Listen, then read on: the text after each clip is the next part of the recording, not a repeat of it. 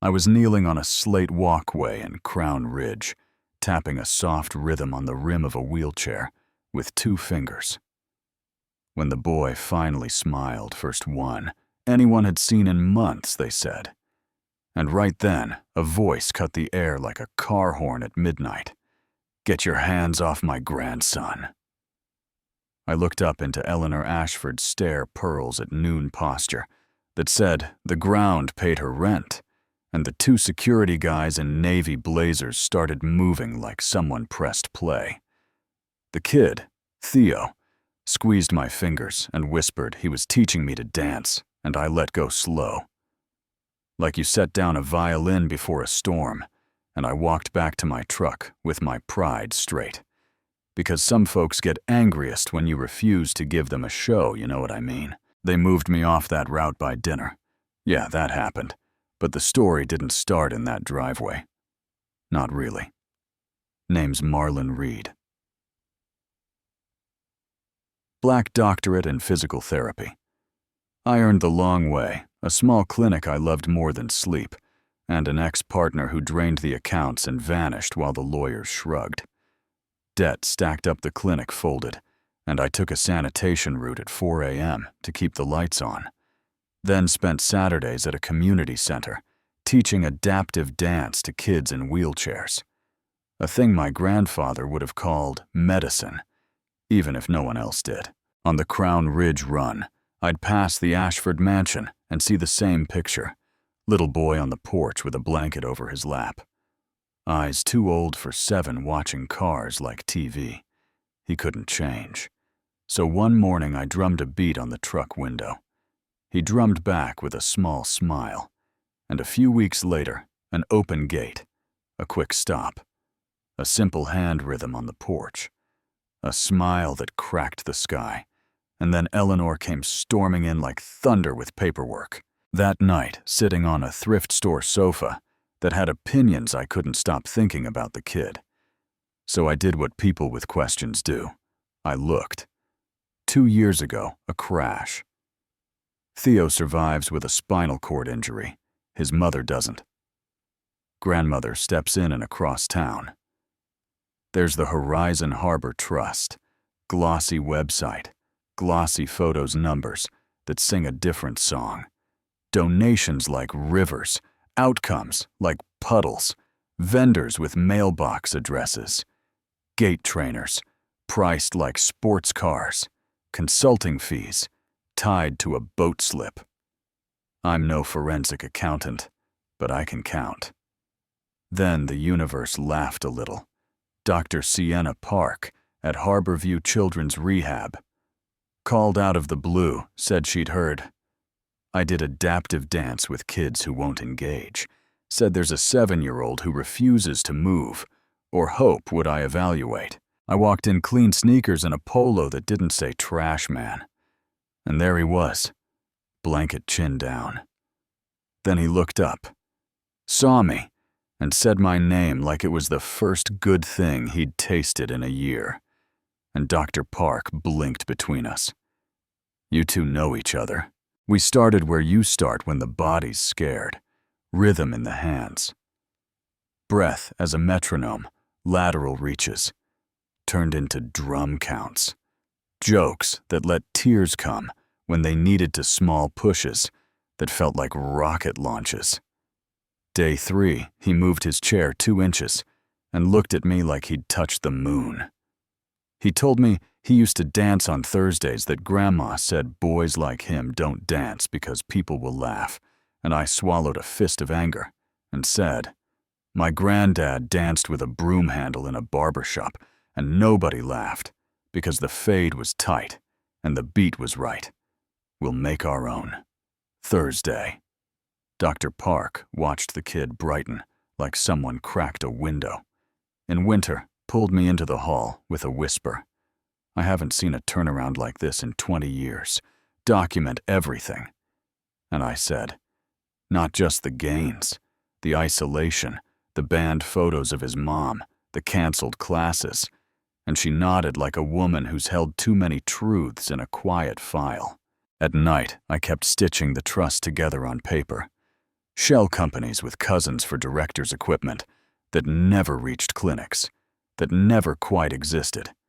Photo campaigns built on kids from neighborhoods like mine who never saw a dollar of care. And when the picture was clear enough to make me sick, I packaged it clean and sent it to the Attorney General, and federal investigators then went back to work, because my lane is movement, not sirens. Eleanor doesn't like surprises, and I learned that when she glided into our therapy room without knocking, two men trailing like punctuation looked at me like a stain and said I told the clinic we needed proper credentials, not a man who sorts refuse. Dr. Park stepped in. Mr. Reed is licensed and documented.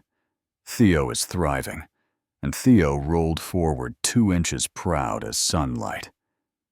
Grandma look, and she didn't even glance at him. Just told a nurse to pack his things. I felt his hand find mine. Please don't make him stop. I'm getting strong again. And I breathed once and said, Ms. Ashford, Theo's treating therapist. I need to speak with his legal guardian about continuity of care, and she smiled. The way people smile when they think you forgot your place.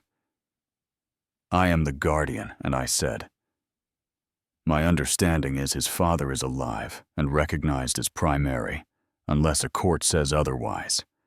I'd like Mr. Ashford present before we terminate what's working. Duty to report possible neglect. Those words aren't fireworks, they're switches. The air changed. Miles showed in 15 minutes. Ty, crooked like a confession, took in the scene.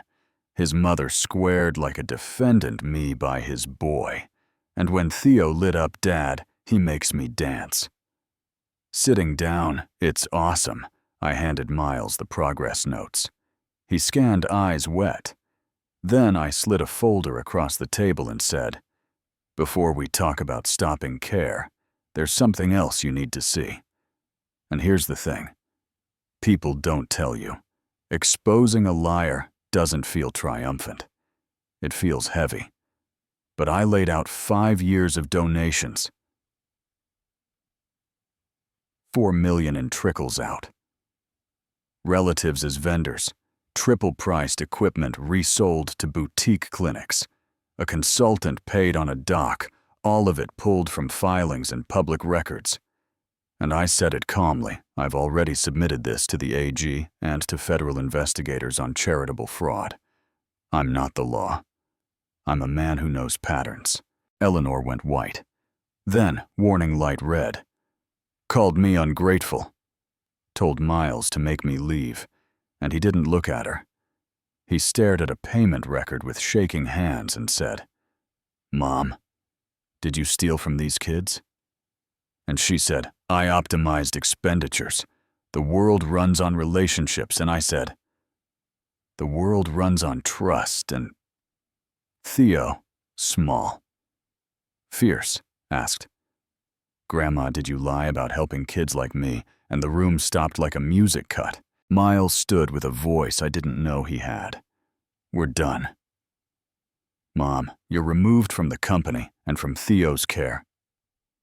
Dr. Park, please continue. Mr. Reed, if you're willing. Stay on, we'll repay every misused dollar with interest. And Eleanor tried a dozen faces in 60 seconds, settled on disdain, and left in a cloud of perfume and denial. You might think that's the finish line. But the real work started there. 6 months of sweat and laughter, and the kind of progress that feels like morning. Miles signed checks. Theo rolled in after school with a backpack and jokes. We named sequences. The storm door, the pancake stack, the airplane that doesn't crash. He learned how to spin safely, how to transfer with less fear, how to hear a beat in his own breath. The reclaimed money seeded the North Star Movement Lab, 3 sunlit rooms in a brick building by the river mirrors that show possibility instead of limits of fund. So families from my side of town could get here without choosing between gas and groceries. We weren't curing spinal cord injuries. We were curing the lie that motion belongs to other people. Eleanor's empire did what empires built on denial do. It cracked. Hearings, headlines, donors pretending shock gray coats that looked like armor statements that tasted like stone. Investigators asked for context. I sent what we had and went back to teaching a 7-year-old how to catch a beat. On open house day, Theo rolled to the front chin high, said I learned the whole routine, and he did it. Start to finish, hands out like wings on the last move, and the room lost its mind. Miles cried. I cried. Dr. Park smiled the smile of someone who's finally breathing, and later over pretzels. Theo said, Grandma told me being different is a punishment, and I said, she was wrong. Being different is an instrument. You just learn the notes. If the world were tidy, we'd end there. But 2 weeks later, a clip hit morning TV. Philanthropist speaks. Eleanor on a couch with a soft-voiced anchor saying she'd been targeted by a man with a grudge. That administrative costs are complicated. That critics don't understand. Scale never said my name, but didn't have to.